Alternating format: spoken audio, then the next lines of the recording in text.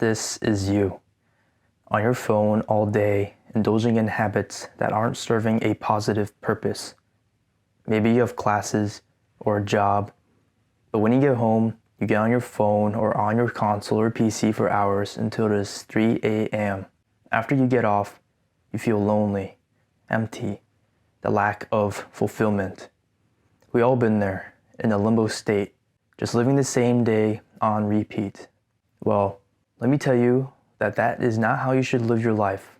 If you feel this way and you have a partner like me, this still can apply to you. However, it will be much harder to change because your partner may not want you to. But if you're single, then this video is perfect for you. I've been single many times in my life for long periods of time, and when I started to do these things, my life and relationships improved. So, here are the things you must be doing when you are single.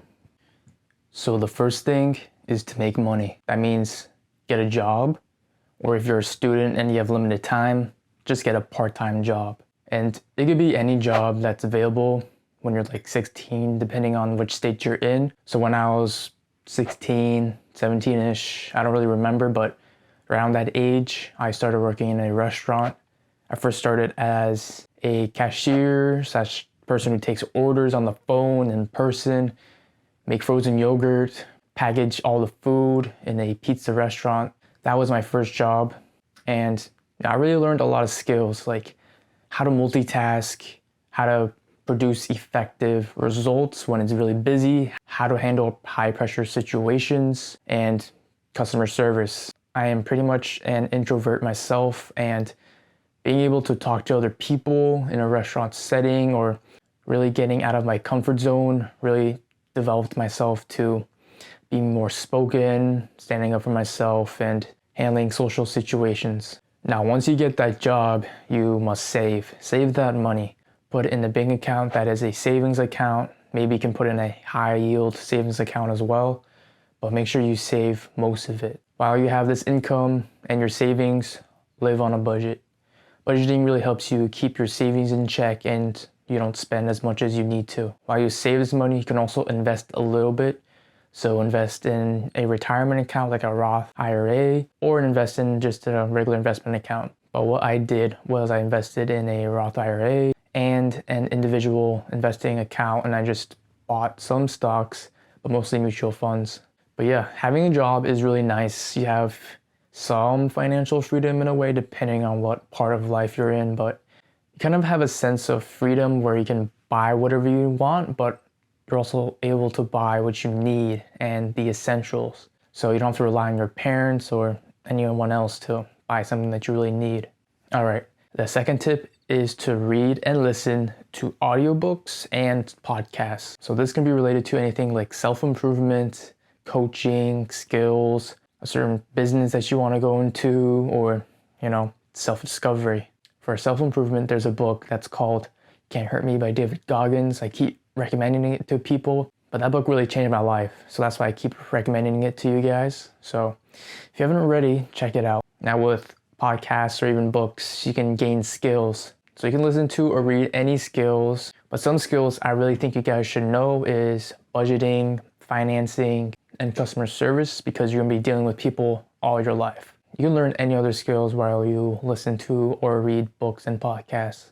But books and podcasts are really good because you gain an outside perspective on someone else's life. Like, for example, if you want to start a business, you can listen to a podcast about a business owner going through his life, what he struggled through, and what mistakes you can not make that he made or she made based on that podcast, or even a book. Some people also write books about how they got to a certain point, and you can take notes, learn, so you don't make the mistake in your own life. But podcasts and books also give you tips on about what you should do, what you shouldn't do, and how to go through the path that they went through. Number 3 is to work on something. For me, it was track, lifting, work, and social skills. So that was around 2020, 2021. I didn't really have that much things going on because during COVID, so I wasn't able to see a lot of people. But the things I was able to do was learn how to run, how to lift, periodization, what techniques I should be doing, how my form should look. And with social skills, I got a different job, but still in the restaurant industry. And it was really more out of my comfort zone because I always had to be communicating, making sure things are running smoothly with the guests and the kitchen. But for you, you can literally work on anything you want. Working on something should also mean investing in yourself. So what you can work on, you can start a new business, so you can work on that. Work on the current business you're working on. It could be lifting, so building your body, or take courses by investing in yourself. So that's called learning a new skill. The stuff you're working on should be developing your future and yourself. Now with these skills and courses that you take, these must be something that you're actually interested in doing. Not because you want to make money, it's because you're passionate and you want to change people's lives, the world's, and the people around you. But yeah, work on something. Don't be mindlessly scrolling and consuming other people's content without you producing your own content, if that makes sense. Produce first, then consume later.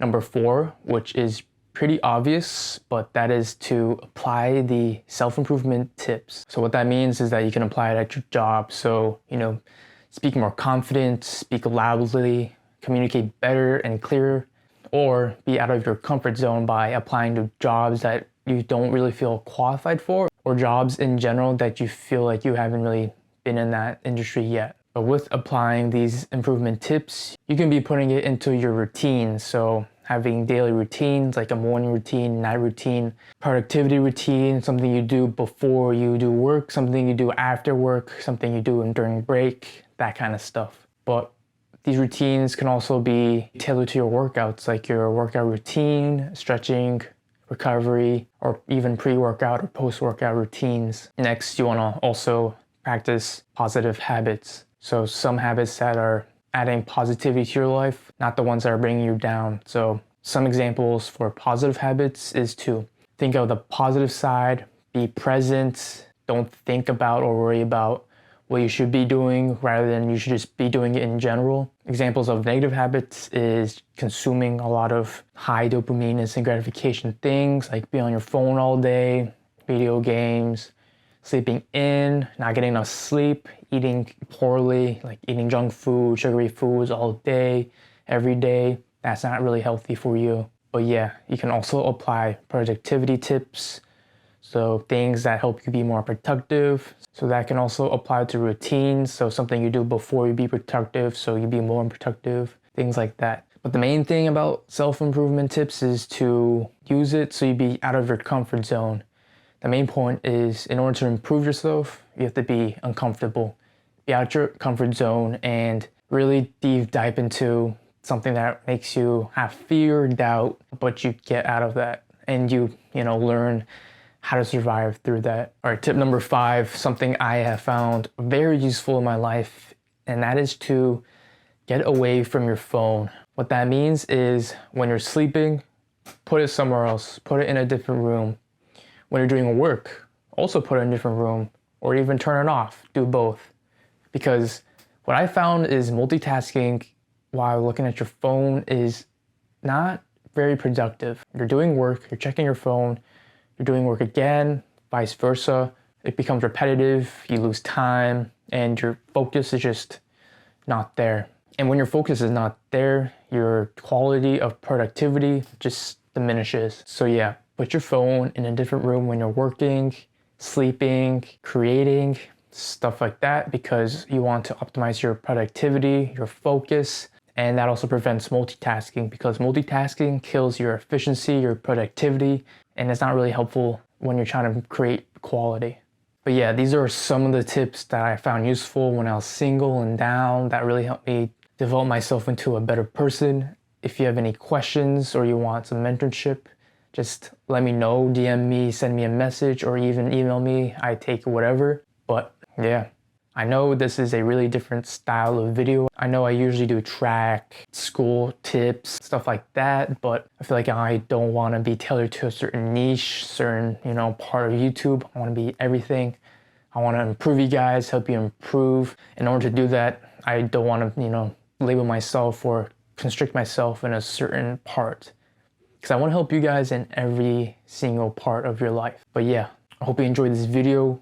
Give it a like, comment down what you think. Comment down other tips you find useful, or if you found these tips useful. Thank you for sticking with me, and I'll see you in the next video, okay? Just remember to keep improving, right? Like I always say, improve it to prove it.